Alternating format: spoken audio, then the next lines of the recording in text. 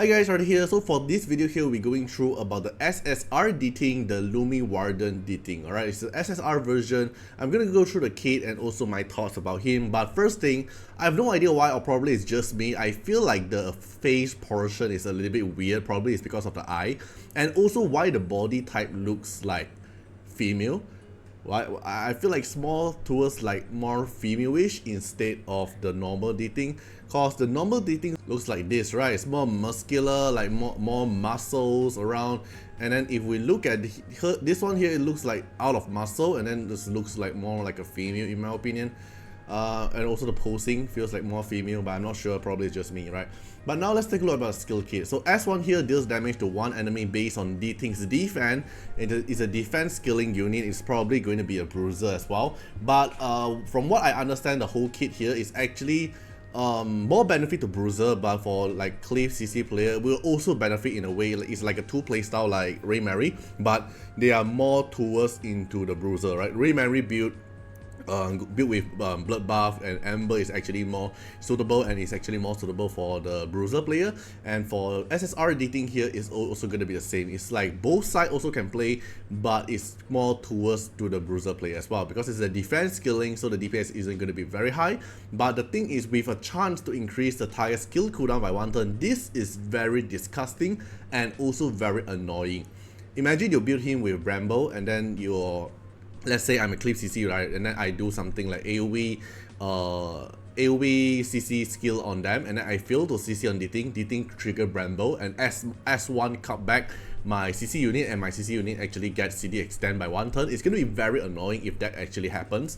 But yeah, and another thing is the exclusive passive. Reduce the impact of the turn meter reduction effect on all allies. So if enemy have this SSR Diting, and we are doing a turn meter down effect, for example like from Freya, then all the turn meter down effect is getting reduced. I think there's going to be something like the Tormaton boss or the other Inferno bosses, the turn meter down effect is get reduced like 50% or 30%. Then it's also a very big impact against like player like me, that I want to control them with their turn meter, and I want to control them with their CC, and I want to rotate with my skill cooldown. It's going to be a very annoying situation if I actually fail to control on Diting trigger Bramble and cooldown increase my unit, right? Then S2 here deals 3 damage to a single enemy based on Diting's defense, and every hit here have a chance to push back the target's turn meter and inflict taunt for 2 turns. So this one here, you can think it of like the Chachi the Guard's S2, because Chachi the Guard here S2 is also push back the target's turn meter, right? But now he, instead of just reducing the one target's turn meter, it also inflicts taunt. So taunt here is a very major case, because you can, it's a hard control, it's a hard CC, and it will make the enemy only forced to cast S1 and only hit on Diting. So it gives your teammate have a very good environment to actually do their stuff, and you want to cleanse it because this taunt here is actually 2 turn. Then the ultimate here deals damage to all enemies, so it's an AoE damage based on Diting's defense, and with a chance to inflict speed down and torpor. But we have no idea what is torpor, did not mention anything about it. But in Chinese, because I also know Chinese, right? In Chinese here, the torpor debuff in Chinese is actually called 直字. And 直字 in Google Translate here, this is the effect of it.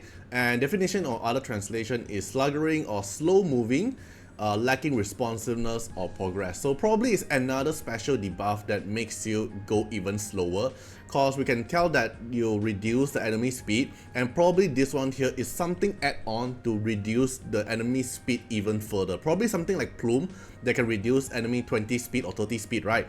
The raw speed, and probably this torpor here is going to reduce the enemy speed like another 10%. I think it's actually massive enough to reduce the enemy speed if that actually lands on it, cause based on the Chinese translation, it's going to be something effect or something like this.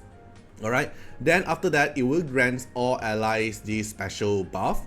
And then this special buff here, it did mention, which is block a portion of incoming damage based on the Diting's defense. So this is also very disgusting and annoying.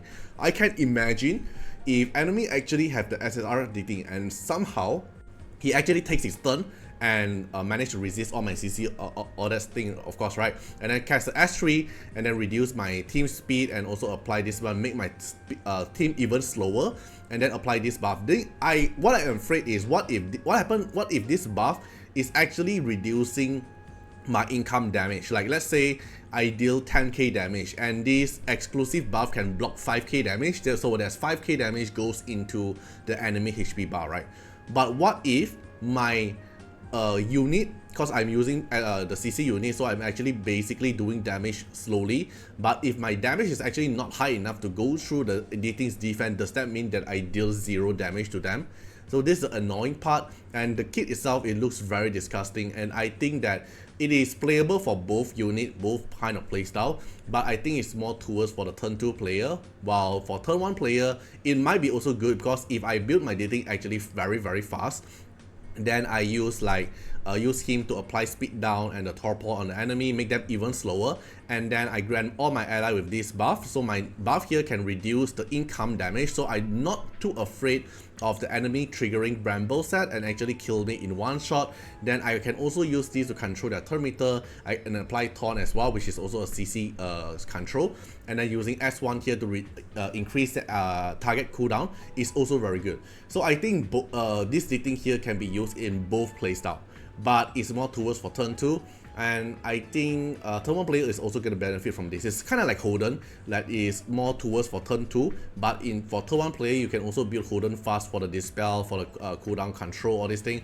So yeah, I think overall both of the upcoming unit is actually very good. I'm more towards to the female one at the moment because I want her crowd control and also the DPS, but Diting here looks pretty good as well.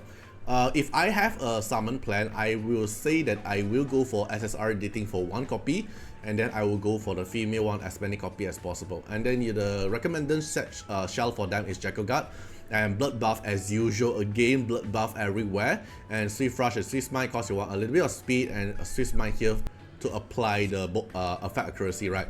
But I think other than Jackal Guard, I think Dark Moon is also a very good one because you want accuracy on Diting as well to actually help landing the debuff, cause there's the increase the target skill cooldown also needs accuracy. Your taunt here needs accuracy, your turn meter here needs accuracy, the speed down and torpor here needs accuracy as well. So I think that Dark Moon is actually a pretty good set as well instead of just Jackal Guard.